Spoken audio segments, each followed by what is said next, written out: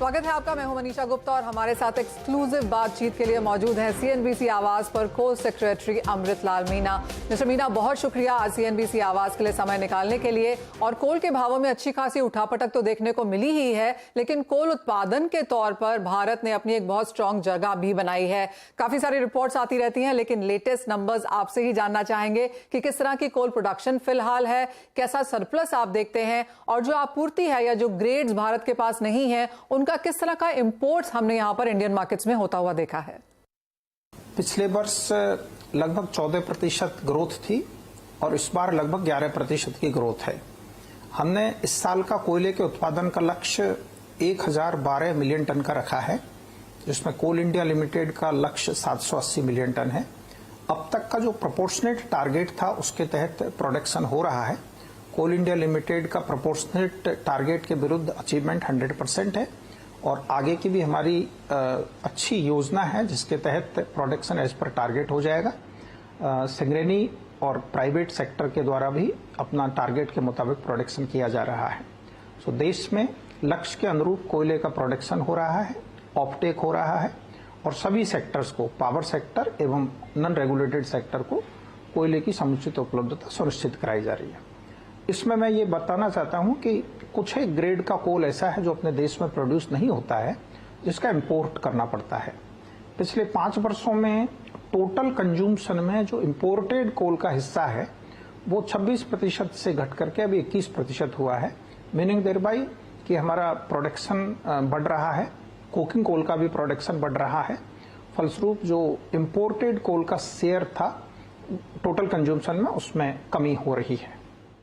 जी mister Meena, साथ ही अगर कोल के भावों की भी अगर बात की जाए तो ग्लोबल मार्केट्स में हमने एक मुनाफा वसूली जरूर आते हुए देखी है। अगर पिछले साल के कंपैरिजन में इसको देखा जाए, हम जानते हैं कि 80-85% जो कोल है वो इलेक्ट्रिसिटी यानी कि पावर बनाने के काम में यहाँ पर यूज किया जाता है। लेकिन ई ऑक्शंस की अगर बात की जाए, प्राइसेस की अगर बात की जाए और जो डेडिकेटेड यहाँ पर कोल यूसेज है वेरियस इंडस्ट्रीज में, उसकी स्टैंडिंग एज ऑफ नाउ कैसी है?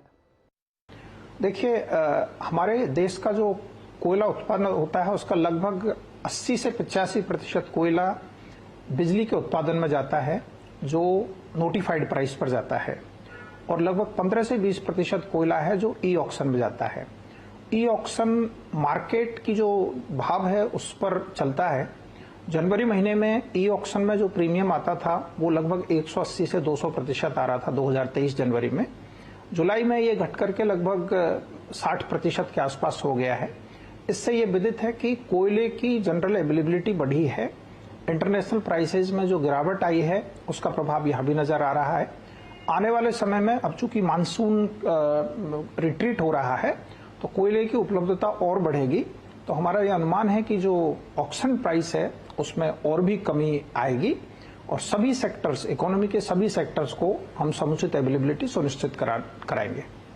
जी, एक और बड़ी पहल और बेहतरीन नंबर्स जो हमने आते हुए देखे हैं वो कमर्शियल कोल माइन ऑक्शन के लिहाज से हैं। पिछले 3 साल में यहाँ पर क्या आपने चुनौतियां आते हुए देखी हैं या किस तरह के प्लस पॉइंट्स यहाँ पर बनते हुए नजर आए हैं, अगर वो स्टेटस हमारे साथ शेयर कर सकें। और दूसरा, जो प्राइवेट सेक्टर है उसका कितना इंक्लूजन फिलहाल हमने कोल सेक्टर में आता हुआ देखा है? देखिए, देश में पिछले 3 वर्षों में जब से कमर्शियल कोल माइन का ऑक्शन शुरू किया गया है तब से कुल 92 माइंस का सक्सेसफुल ऑक्शन हुआ है और ये माइन डेवलपमेंट के डिफरेंट स्टेजेस में है। कुछ माइंस में प्रोडक्शन शुरू भी हो गया है, कुछ में इस साल में शुरू होने वाला है और आगे विभिन्न माइंस का डिफरेंट ईयर्स में प्रोडक्शन शेड्यूल है, क्योंकि माइन को शुरू करने से पहले डिफरेंट क्लियरेंसेज है, लैंड की व्यवस्था है आदि में समय लगता है। हमारा अगला चरण का जो कोल ब्लॉक ऑक्शन है 8वें चरण का, वो अगले 15 दिनों के अंदर हम लोग लॉन्च करने वाले हैं, जिसमें लगभग 50 नई कोल माइंस को ऑफर किया जा रहा है। ये सारी कोल माइंस ऐसी है जिसमें वे सभी फैक्टर्स जिनके कारण कोल माइन ऑक्शन होने में बाधा होती थी उन सबको दूर करने का प्रयास किया गया है। CMPDIL की टीम्स के द्वारा सभी इन माइंस का फिजिकल वेरिफिकेशन करके जहां पर भी सरफेस ऑब्स्ट्रक्शंस पॉसिबल थे in terms of habitation, forest, geographical limitations, उस सबको दूर करके रीवर्क किया है बाउंड्रीज को, एंड आई एम होपफुल कि अभी जो 50 माइंस अगले राउंड में ऑफर की जा रही है, इनमें success rate of auction higher होगी। जी सर, एक और जो बड़ी चीज़ है वो ऑफ कोर्स सस्टेनेबिलिटी को लेकर है, चाहे वो ग्रीन एनर्जी है या एनर्जी ट्रांजिशन है, तो कोल को आप इस सिचुएशन में फिर कैसा बनता हुआ देखते हैं? और हम जानते हैं आपसे पहले भी बातचीत की जा चुकी है, जहां पर हाइड्रोजन प्रोजेक्ट्स की बात की जाए या केमिकल प्रोडक्ट्स की बात की जाए, सभी जगह यहाँ पर कोल को एक महत्वपूर्ण माना गया है। कैसे देखते हैं आप क्लीनर सस्टेनेबल एनर्जी सोर्सेज और कोल की पोजिशनिंग उनको लेकर? देखिए, हमारे देश की ग्रोइंग इकोनॉमी के लिए ऊर्जा सुरक्षा सबसे महत्वपूर्ण है। देश की ऊर्जा आवश्यकता जिन स्रोतों से संभव है, सभी विभाग समन्वित रूप से उसके लिए काम कर रहे हैं। वर्तमान में थर्मल पावर प्लांट्स के माध्यम से एनर्जी अवेलेबिलिटी बड़े पैमाने पर जरूरत है, जैसा आप जानते हो शेयर काफी अधिक है, तो उसके लिए समुचित मात्रा में कोल की उपलब्धता हो, इसके लिए कोल मंत्रालय कोल प्रोडक्शन को बढ़ावा दे रहा है। अनुमान के मुताबिक आने वाले वर्षों में कोल की जरूरत बढ़ेगी और 2030 में लगभग 1.5 बिलियन टन कोयले की आवश्यकता होगी। हम लोग तदनुसार कोयले का उत्पादन बढ़े, कोयले की कोई कमी नहीं हो, उस पर काम कर रहे हैं। साथ ही साथ कोल कंपनीज और अन्य सभी विभाग रिन्यूएबल एनर्जी प्रोडक्शन की कैपेसिटी डेवलप करने के लिए बड़े पैमाने पर काम कर रहे हैं।